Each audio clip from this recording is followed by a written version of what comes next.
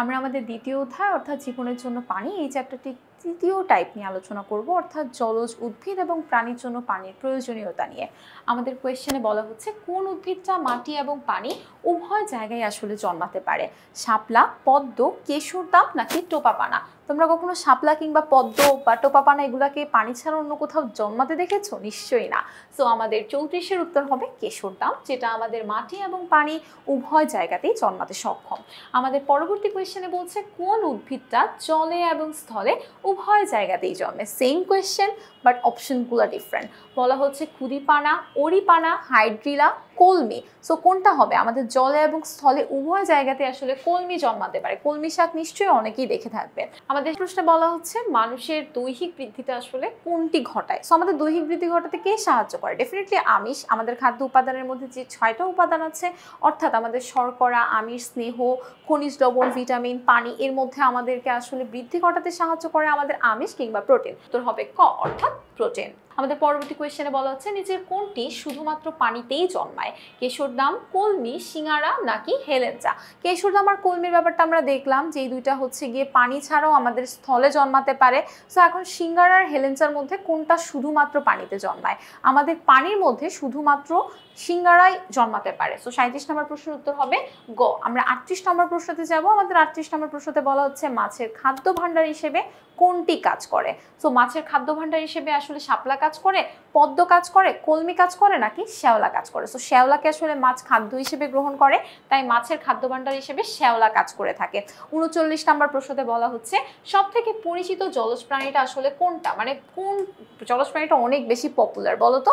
তিমি, হাঙর, মাছ নাকি খুদে পোকা? সো তিমিকে সবাই চিনি, মাছকেও সবাই চিনি, হাঙরকেও সবাই চিনি, খুদে পোকা সম্পর্কেও সবাই জানি, বাট জলজ প্রাণী মাছ আমি যদি এক কথায় বলে দিই মাছ, সেখানে তিমি, হাঙর, ইলিশ মাছ, মাগুর মাছ সব মাছকে ওইটার মধ্যেই চলে আসতেছে না। সো আমরা সব থেকে প্রয়োজনীয় জলজ উদ্ভিদ বলতে পারবো মাছকে। আমাদের পরবর্তী কোয়েশ্চেনে বলা হচ্ছে মানুষের প্রয়োজনীয় প্রোটিনের শতকরা কত ভাগ আসলে মাছ থেকে আসে? সো আমরা জানি আমরা হচ্ছে মাছ, মাংস এইসব জায়গা থেকে কি পাই? আমিষ জাতীয় খাদ্যগুলা পাই। সো এই যে আমিষগুলা যে খাচ্ছি আমরা তার মধ্যে হচ্ছে মাছ আছে, মাংস আছে, ডাল আছে। সো এগুলো আমরা রেগুলার খাচ্ছি। সো আমাদের যতটুকু প্রোটিন প্রয়োজন হয় তার মধ্যে শতকরা 80% প্রোটিনটাই আমরা আসলে মাছ থেকে গ্রহণ করে থাকি। সো 40 নম্বর প্রশ্নের উত্তর হবে আসলে খ। আমাদের পরবর্তীতে দেখতে পাচ্ছি একটা চিত্র বেস কোয়েশ্চেন দেওয়া আছে। সো দেখা যাক এখানে একটা চিত্র দিয়েছে, কোয়েশ্চেনটা কি বলা হচ্ছে? এখানে মনে হচ্ছে পানির মধ্যে কিছু একটা জন্মাচ্ছে, তাই না? সো বলা হচ্ছে উদ্দীপকের উদ্ভিদগুলোর ক্ষেত্রে আসলে কি প্রযোজ্য? সালোক সংশ্লেষণের মাধ্যমে অক্সিজেন তৈরি করে তারা, নাকি সারা দেহের মাধ্যমে পানি সংগ্রহ করে, নাকি তারা জলজ প্রাণীদের খাদ্য ভাণ্ডার? সো কোনটা হবে আমাদের? সবগুলাই সঠিক উত্তর। কিভাবে? বিকজ আমরা জানি সবুজ উদ্ভিদ সালোক সংশ্লেষণের মাধ্যমে তারা অক্সিজেন, নিজের খাদ্য সবকিছু নিজেরা তৈরি করে এবং তারা তাদের সারাটা শরীরের মাধ্যমে, যেই সকল উদ্ভিদগুলো আমাদের পানিতে জন্মাচ্ছে তারা তাদের সারাটা শরীরের মাধ্যমে আসলে পানিকেও সংগ্রহ করে রাখছে এবং জলজ প্রাণীদেহের খাদ্য ভাণ্ডারও আসলে তারা। এই যে শ্যাওলা কিংবা টোপাপানা এগুলো কি করে? বিভিন্ন ধরনের জলজ প্রাণীরা আসলে তাদের খাদ্য হিসেবে গ্রহণ করে থাকে। তো সবগুলোই সঠিক উত্তর, অর্থাৎ ঘ হবে আমাদের সঠিক উত্তর। পরবর্তীতে দেখতে পাচ্ছি একটা উদ্দীপক বেস কোয়েশ্চেন দেওয়া আছে। এখানে উদ্দীপকের মধ্যে একটা অক্সিজেন এবং দুইটা হাইড্রোজেনের অণু দেওয়া আছে, অর্থাৎ H2O। H2O বলতে আসলে কি বোঝায়? H2O বলতে আসলে বোঝায় পানি। সো আমাদের এখানে বলা হচ্ছে উদ্দীপকে উল্লেখিত যৌগটি অর্থাৎ এই যে পানিটা যে রয়েছে সেটা জলজ উদ্ভিদের বেঁচে থাকার জন্য 15 লিটার পানিতে কমপক্ষে আসলে কত মিলিমিটার অক্সিজেন থাকা প্রয়োজন? সো 15 লিটার পানিতে আসলে কতটুকু অক্সিজেন থাকতে হয় আমাদের বলো তো? আমাদের আসলে 1 লিটার পানির মধ্যে তোমার অক্সিজেন থাকতে হয় 5 গ্রাম, ঠিক আছে? So 5 milligram. তাহলে তোমার কাছে জানতে চাইছে যে 15 লিটার পানিতে কত থাকতে হয়। সো 15-এর সাথে তুমি 5কে মাল্টিপ্লাই করো, 15-এর সাথে 5কে মাল্টিপ্লাই করলে কত আসে?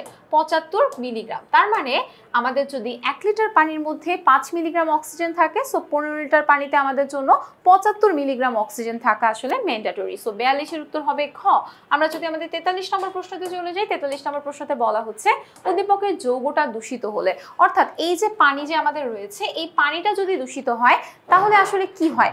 মানুষের টাইফয়েড, কলেরা, আমাশয় এ সকল রোগ সৃষ্টি হতে পারে, নাকি মানুষের মস্তিষ্ক বিকল হতে পারে, নাকি উদ্ভিদ দেহে শ্বাস প্রশ্বাসজনিত রোগও আসলে সৃষ্টি হতে পারে। সো আমাদের পানি দূষিত হলে টাইফয়েড, কলেরা, আমাশয় এটাও হতে পারে, মস্তিষ্কও বিকল হয়ে যেতে পারে, আমাদের শ্বাস প্রশ্বাসজনিত রোগও সৃষ্টি হতে পারে।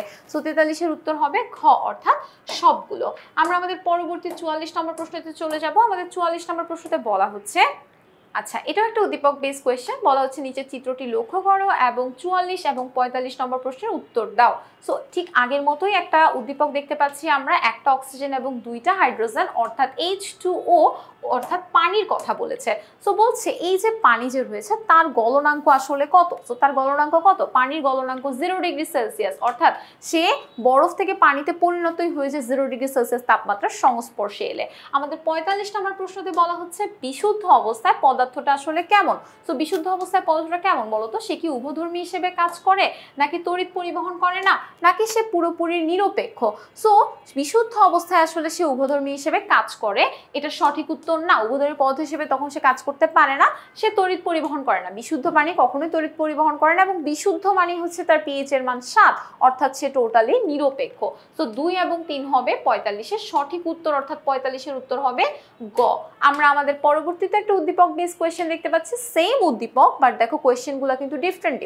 সো আমাদের কোয়েশ্চেনে বলা হচ্ছে একটা অক্সিজেন, দুইটা হাইড্রোজেন অর্থাৎ H2O এর কথা বলছে। গঠন কাঠামোতে উল্লেখিত যৌগটি কি পরিমাণ পৃথিবী পৃষ্ঠে বিদ্যমান? তাহলে এই যে হাইড্রোজেন H2O, হাইড্রোজেন এবং অক্সিজেনের সমন্বয়ে গঠিত H2 অর্থাৎ পানি আছে, পানিটা আমাদের পৃথিবী পৃষ্ঠে কতটুকু আছে?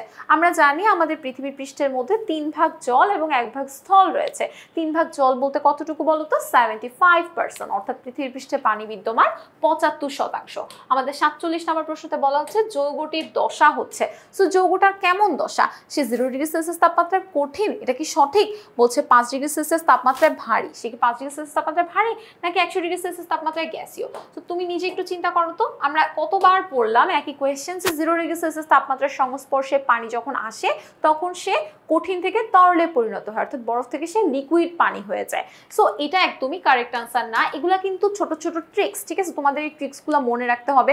একটা না হইলে অবশ্যই দুইটা, মিনিমাম দুইটা এখানে আনসার আসছে। সো একটা না হইলে বাকি দুইটা হয়েই যাবে। সো এটা একটা শর্ট ট্রিক্স বলতে পারো। আর এখানে যদি খেয়াল করো, সো এটা 5 ডিগ্রি সেলসিয়াস তাপমাত্রায় ভারী এবং 100 ডিগ্রি সেলসিয়াস তাপমাত্রায় সেটা কি হয়? তরল থেকে গ্যাসে পরিণত হয়ে যায়, অর্থাৎ তরল থেকে সে বাষ্পে চলে যায়। সো 2 আর 3 নাম্বারটা সঠিক উত্তর, অর্থাৎ গ হবে এটা সঠিক উত্তর।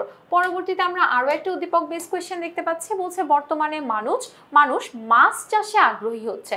চাষি রবিনের প্রথম পুকুরটির মাছের বৃদ্ধি সন্তোষজনক, অর্থাৎ প্রথম যে পুকুরটা রয়েছে সেখানে মাছের যে পরিমাণ বৃদ্ধিটা হচ্ছে সেটা তার এক্সপেকটেশন আসলে পূর্ণ করতে পেরেছে। আর দ্বিতীয় পুকুরের মাছগুলো আবার দুর্বল। তাহলে যেই পুকুরের মানে মাছের বৃদ্ধিটা সন্তোষজনক, অর্থাৎ তার এক্সপেকটেশনটাকে ফুলফিল করতে পারতেছে, ডেফিনেটলি ওই পুকুরটা হচ্ছে গিয়ে ভালো, ওই পুকুরের পানিটা ভালো। এবং ভালো পানি বলতে আসলে কি পানি বোঝায়? ভালো পানি বলতে আসলে নিরপেক্ষ পানি বোঝায়, অর্থাৎ তার পিএইচ এর মান 7 হবে, অর্থাৎ সে না অ্যাসিডীয় হবে না সে ক্ষারীয় হবে, অর্থাৎ 48-এর উত্তর হবে গ। এবং 49 নাম্বার কোয়েশ্চেনে বলছে দ্বিতীয় পুকুরের পানির কোনটি হ্রাস করা উচিত? দ্বিতীয় পুকুরের মাছগুলো কেমন? দুর্বল না? তাহলে তাকে আসলে কি হ্রাস করতে হবে? কোন জিনিসটাকে কমাতে হবে? অ্যাসিড, ক্ষার, ক্যালসিয়াম নাকি ফসফরাস? তার যদি এই জিনিসটাকে মানে তোমার মাছগুলো যেহেতু দুর্বল হয়ে গেছে, সো কোনটাকে হ্রাস করতে হবে? পুকুরের মধ্যে যখন অ্যাসিডের মাত্রাটা খুব বেশি পরিমাণে বেড়ে যায় তখন আসলে মাছগুলো বাঁচতে পারে না। সো ডেফিনেটলি তার এখানে অ্যাসিডকে হ্রাস করা উচিত। আজকে এই ক্লাসটি এখানেই সমাপ্ত করছি। পরবর্তী ক্লাসে আবারও দেখা হয়ে যাবে। আল্লাহ হাফেজ।